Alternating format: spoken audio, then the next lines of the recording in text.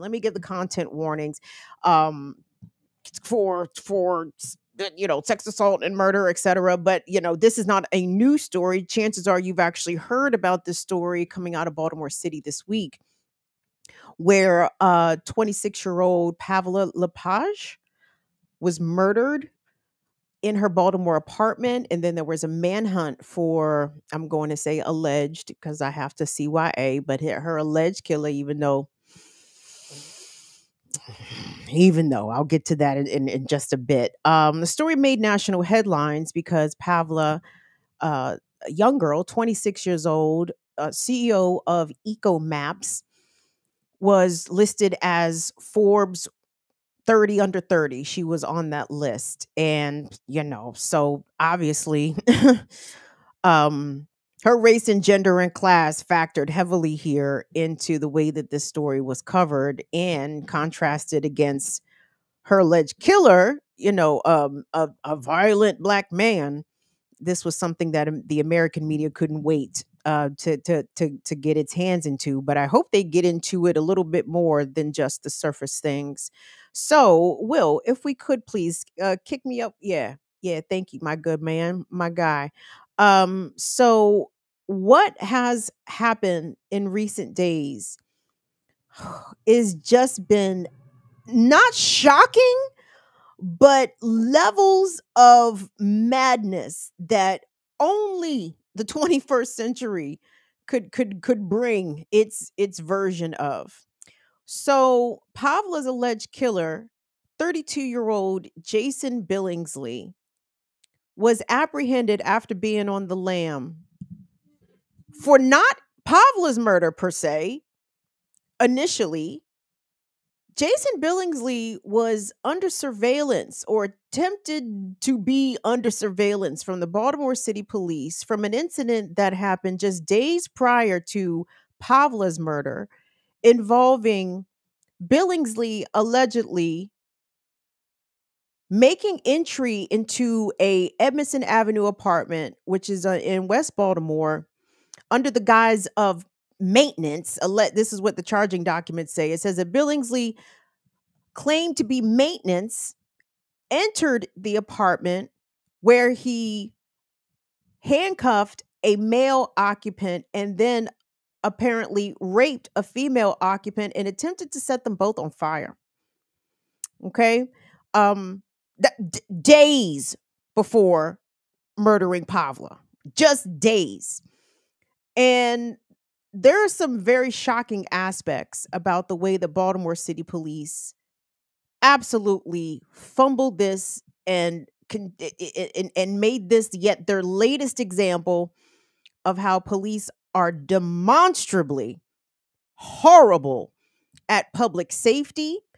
They are intentionally horrible about disseminating information unless it serves their larger narrative, i.e., kids being unruly past curfew and this is why this is happening. Hold on. Y'all knew that this person, Jason Billingsley, was the most likely suspect in this crime. You had the ability to track him, was tracking him, and yet was unable to apprehend him before he eventually attacked and killed this young lady. There's a couple places I want us to go because when I tell you these people, and when I say these people, I mean the Baltimore power structure, from the mayor Brandon Scott to Ivan Bates, the state's attorney, down to the acting commissioner Richard Worley. These people just showed out in the ways in which they deflected any responsibility for what was able to occur. And hold on, before we go on to some video, I did want to just give you guys a little bit more information about Jason Billingsley because prior to the attempted murder, arson, and rape that he is accused of, in addition to the murder of Pavla LaPage, Jason Billingsley in 2015 was convicted on first-degree sex assault in Baltimore City. He was sentenced to 30 years in prison.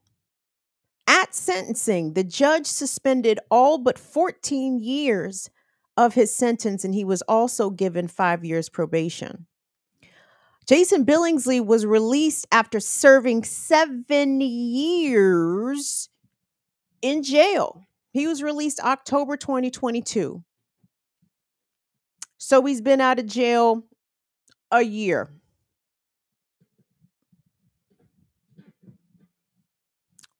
We've had this conversation recently about how sex offenses are not treated seriously by the criminal and justice system. They're not taken seriously by police, who do a very piss poor job of investigating even reported sexual assaults and rapes.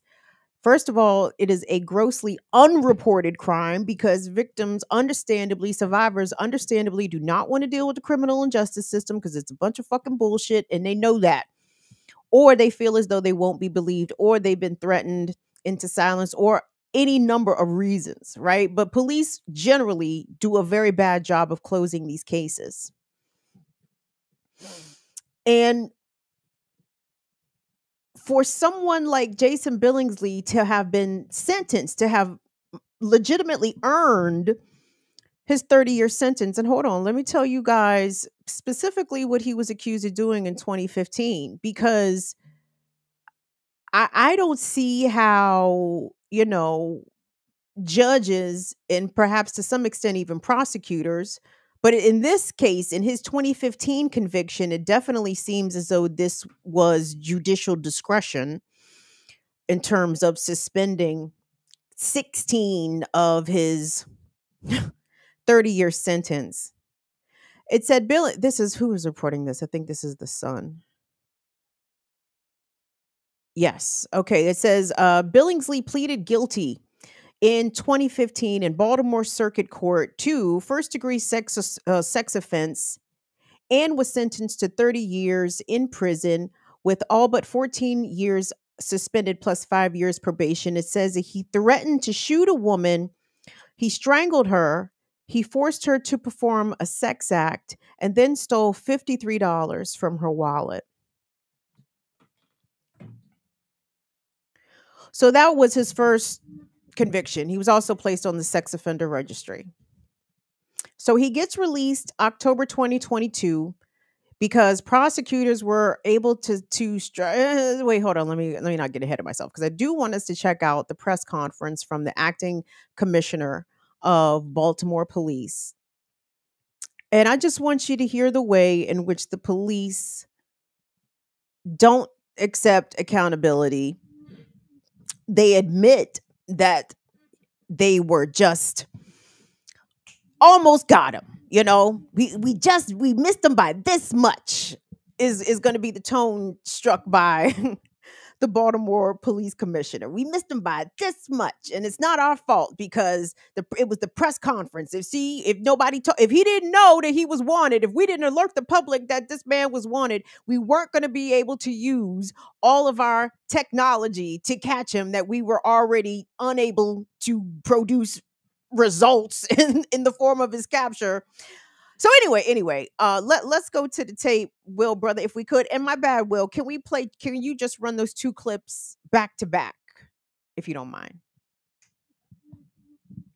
Confirm in reference to this incident and the reference to the incident on September 29th, right now all the indications are that this was not a random act of violence.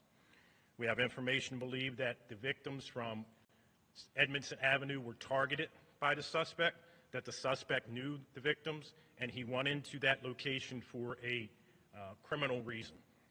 We know that the victim and suspect were known to each other. Additionally, we know that the suspect did not break into the building as he worked at that location. Through witness testimony and surveillance, we were able to develop the identity of the suspect, and a warrant was issued for him for Edmondson Avenue within hours. I can confirm that the warrant was a priority, and we brought in our law enforcement partners from the U.S. Marshals, as well as a flyer was distributed to every single officer in the Baltimore Police Departments. Our detectives, alongside our partners at the Marshals, were monitoring and surveilling to surveilling to apprehend the suspect. This includes tracking his phone, looking at financial transactions, looking at social media, surveilling known addresses, speaking to multiple witnesses, and listening to his previous jail calls.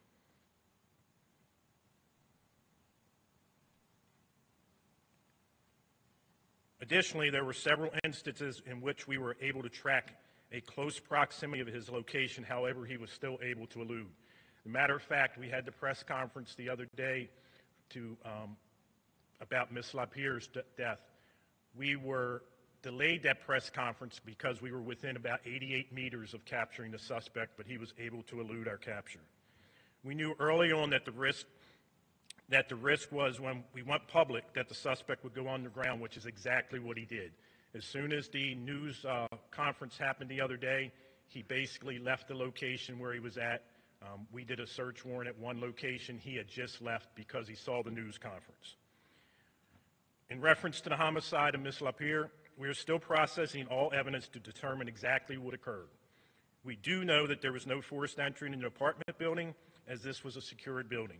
We don't know if there are any connections previously to Ms. LaPere or Mr. Billingsley. This is what we will continue to investigate, as well as the incident on Evans Avenue. So there's a couple things you need to know here about the kind of resources that Baltimore City Police are working with, okay?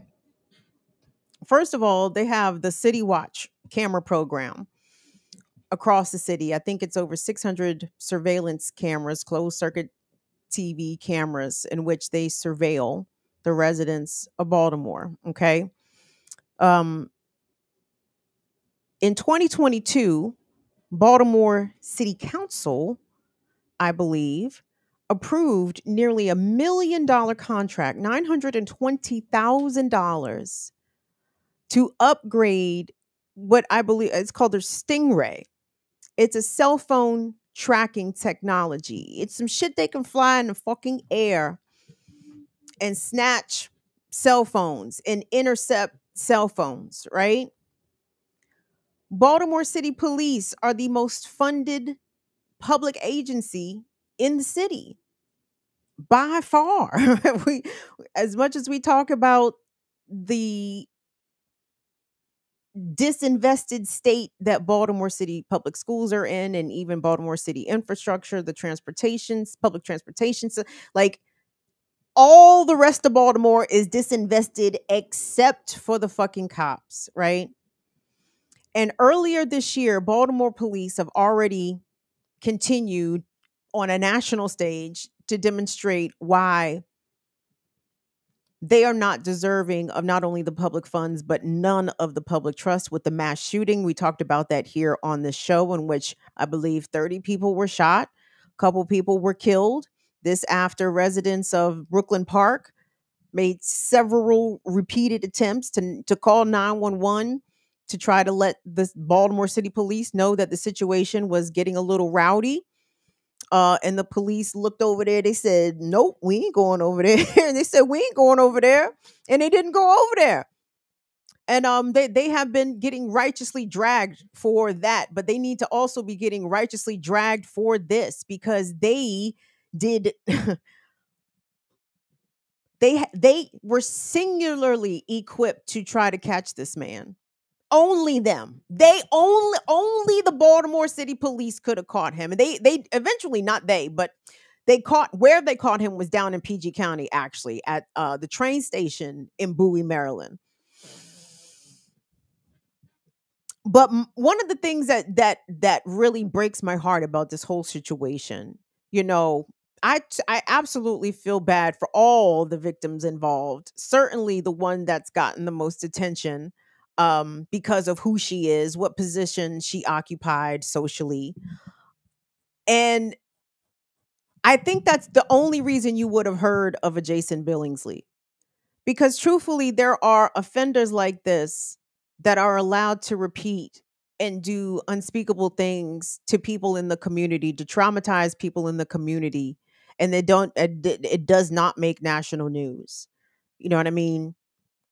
I empathize for this young lady deeply and for her family, but can still simultaneously say that the reason we know this is because she was a statused young white girl. And I think we might have done this on the Remix Morning Show some time ago, but I think it was the Columbia Journalism Review Institute. They came up with a scale of media coverage that victims are likely to receive based on their age, race, gender, and from where they either disappeared or where their crime against them occurred. And this story exactly checks out for that. The other part that is I find just absolutely horrifying about this is the number of times that people who have proven themselves violent are allowed to continue to harm people in the community.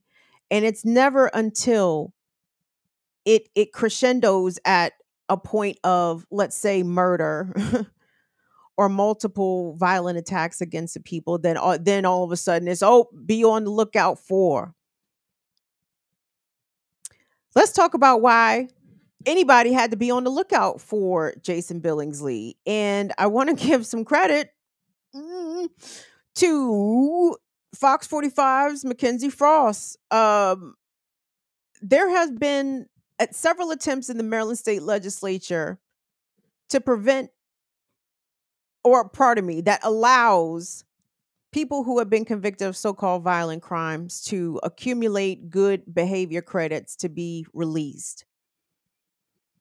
I think in the case of people who rape and murder, I don't think you should be able to work your way to an early release. I think if you are convicted of rape, sexual assault, child molestation, child abuse, and murder, I mean, you kind of got to stay. You kind of got to stay where you at, and you need to do the whole thing. People who carry guns and maybe even shoot guns, I don't even take them necessarily as violent, especially people who get convicted of simply gun possession. I don't think possessing a gun is a violent act. And I think in America, a lot of people are justified in carrying because it's not an impossibility that you will find yourself in a self-defense situation. So I don't, if those kinds of folks can work up some good behavior credits, people who don't hurt kids and hurt the partners, or hurt random strangers in the world, okay. But when it comes to the rapers and the murderers, you might have to stay there. So anyway, Mackenzie Frost approached Governor Wes fucking Moore. Wait till y'all hear this answer. Jesus Cristo, like, whoa. When she asked specifically about these good behavior credits, and she asked him, was he going to whip the Maryland Democratic Legislative Caucus into actually advancing something that addresses this sort of gap in this policy. Let's take a look there. Baltimore City leaders say that Jason Billingsley is a repeat violent offender, and we're pressing Governor Wes Moore to find out if he's going to demand lawmakers in Annapolis pass legislation to implement tougher penalties. Maryland laws under the microscope again. Jason Billingsley suspected of brutally killing Baltimore Tech CEO Pava LaPere at her apartment building. Despite being denied parole twice, Billingsley released in October 2022 after serving 2/3 of his sentence for first-degree sex offense. In the state of Maryland, you can earn what's called diminution credits. It was more or less the systematic, to me, failure in terms of what happened. Baltimore City State's Attorney Ivan Bates says the diminution credit system should be reevaluated, especially since in 2016, the Justice Reinvestment Act allowed Billingsley, who is a convicted sex offender, to tally up good behavior credits. Maybe the legislature could maybe look at what first-degree sex offense or first-degree rape. Are these individuals still going to be eligible for diminution credits? While touring Baltimore City Community College, we pressed Governor Wes Moore. When will we see you demand lawmakers take action to ensure that a suspect like this doesn't get released to commit another heinous crime like we saw? Pava was a light, and she was a leader in our community. She was a leader in their tech community, and she was failed. I want results, and we've got to move on this because Pava was failed, and we have to do a better job of making sure we have laws in the books that are protecting our community and getting these violent offenders off of our streets. There was a bill introduced during last session and several years prior that would have targeted violent repeat offenders, and it never moved.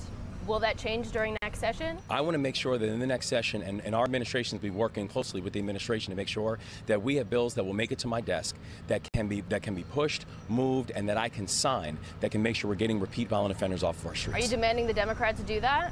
I'm going to be working with our legislature to ensure that we can have legislation that will move, make it to my desk, and that I will sign to make sure we're getting and keeping violent offenders off of our streets. Not a direct answer from the governor about the Violent Firearms Offender Act, which called for tougher penalties for repeat violent offenders. Meanwhile, State Senator Antonio Hayes suggests narrowing who is allowed to be released under the diminution credit system. Would you support legislation that eliminates the good time served credits for someone in a situation like this? It depends. When it comes to extreme levels of violence, I think that is something worth considering. And remember, the bill targeting repeat violent offenders has been introduced year after year after year without movement. So it's unclear if 2024 will be any different. When asked about making changes to the diminution credit system, the governor's office says all options are on the table to ensure Maryland communities are safe. In the newsroom, Mackenzie Frost, Fox 45 News.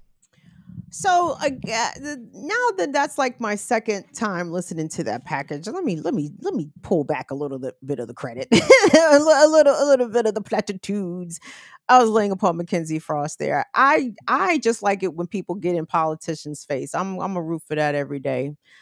Even if Fox 45 is some absolute garbage, because and let me tell you why I'm withdrawing my praise. Well, first of all, I mean, this isn't really a question for Westmore. I mean, you could ask him the question. Fine, that's fair. He's the fucking governor. Yeah, ask him what you plan to do. But, to his credit, even though his answer was meh, these are actually questions for Maryland state delegates and Maryland state senators, because it starts in the state house, right? Legislation needs to be introduced in order to address the issue. But let's talk about what the issue actually is. And again, Mackenzie Frost sort of conflating things, or maybe not making things clear. When she was talking about the violent offender, bill, it's violent firearms is what I believe the bill actually targets. And I don't see how a violent firearms legislation would have applied to Jason Billingsley, because each of the crimes he's accused of, including the one he was convicted of, it doesn't sound as though a gun was used. And I think that special set aside legislation policies need to be crafted to address sexual violent offenders and sexual violent repeat offenders, because there's a big gap here.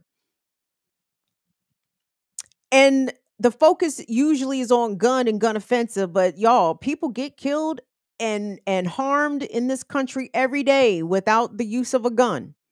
Jason Billingsley just showed you how it was done, right? What he's accused of doing on Emerson Avenue included rape and arson. He didn't shoot anybody. Attempted murder. But that's because he tried to set the people on fire, allegedly. I believe it, but, allegedly, because journalist or whatever. So Pavla, tragically, is reported to have died from blunt force trauma and asphyxiation. He strangled her. So again, asking the governor about what to do about the violent repeat firearms offenders doesn't do shit to address what happened to this young woman.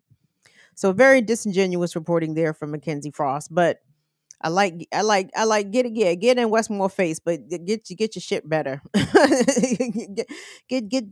that shit together a little better next time you get in Wesley face. But get in Wesley face though. Make no mistake about that. You guys, it's not taken seriously, y'all. my next story is also going to prove how sex assault really against everybody, against girls, against boys, against men, against women, is something that our society does not take seriously. And I think that, we are at a point in our civilization where I think it's time that we make explicit that people do not get to be repeat traumatizers. I need to know what the number is, because it seems as though folks get the opportunity to traumatize one person. Perhaps they get caught, perhaps they get punished, perhaps they don't. But regardless, it never stops at one. It's always multiple.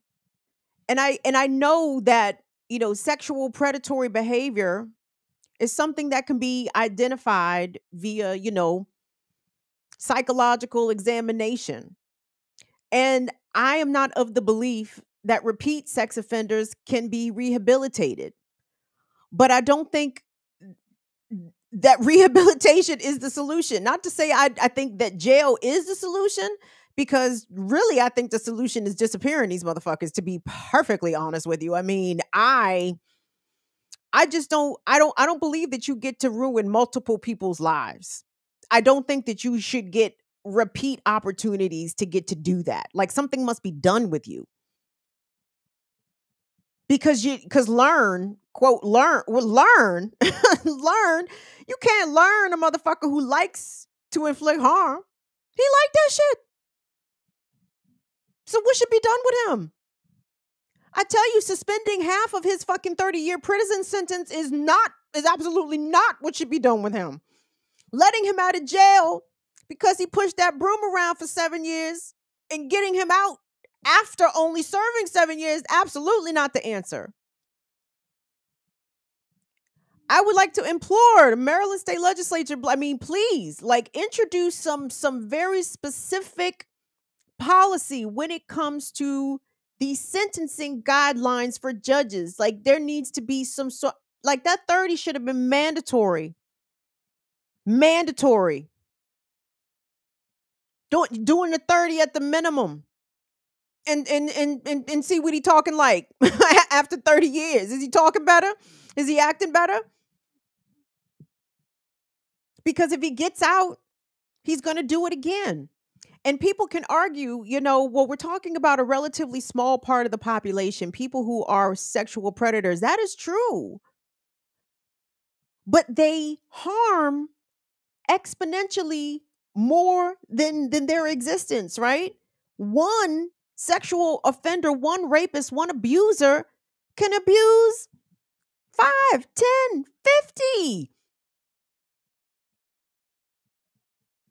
I do not think, and we know this, that the criminal justice system as it is equipped to do anything about it. It's quite clear that in our society generally, we don't take sexual violence seriously. We don't take it seriously against children. We don't take it seriously against women. We do not take it seriously against men. And I'm a little exhausted. I'm a little tired of living in a society that is not taking any meaningful steps to comprehensively address its issues, with tolerating on some level, or excusing or diminishing with little sentences or not appropriate sentences those who commit these acts repeatedly against us out here in the community. I do wish we had a little secret squad of assassins. let me not mince words. I do wish we had a little secret squad of assassins that were, finding the sex abusers and getting them after one go round, baby. And, there can be certain circumstances in which can be considered. Certainly the age of the predator themselves, whether or not they themselves are survivors of assault, which more than likely they are. But I don't think that gives you an excuse. That's not a fucking excuse. That's not a justification. That's not a free pass. It's a reason. It's a factor. It's something to be considered, but that ain't no pass. Anyway, so I think the assassins need to find them and go get them. And maybe do what they are specialized and highly trained to do. So that's just a thought. How do you recruit for something like that? Let me shut up. Four of them alphabet boys come to my house for real. Well, Miss Brown, we understand that you were online trying to organize a terrorist plot against sexual abusers. Well, fuck, officer, is that wrong? Is that against the law? Oh man, well, it shouldn't be. I didn't name names. We do that on a future episode. Anyway, guys, listen, this person, Jason Billingsley, is going to be made quite the example. He absolutely embarrassed the Baltimore City Police by remaining on the lam for as long as he did. He exposed single-handedly, I mean, not for the first time or ever, or even the first time this year or whatever, but he exposed this week how useless and obsolete and antiquated and incompetent and fucking Barney fucking Fife thumbs up their asses dickheads that the Baltimore City Police are. That they had all the tools and equipment and resources available to find and track one person. And they even admitted the motherfucker was in 88 meters. How the fuck did y'all? How the fuck? But Jason Billingsley helped to expose that once again, that the Baltimore police do not keep the public safe. You know, somebody will get the opportunity to do attempted murder, rape, arson, and murder before being apprehended. Or, I'm sorry, he got to do attempted murder, rape, and arson before. No, I'm sorry. No, that's correct. He got to do all those things plus what he did to Pavla before the police actually put out a public advisory to be aware of him. So the police do not keep us safe. I hope the community, we do what we can to keep each other safe out here.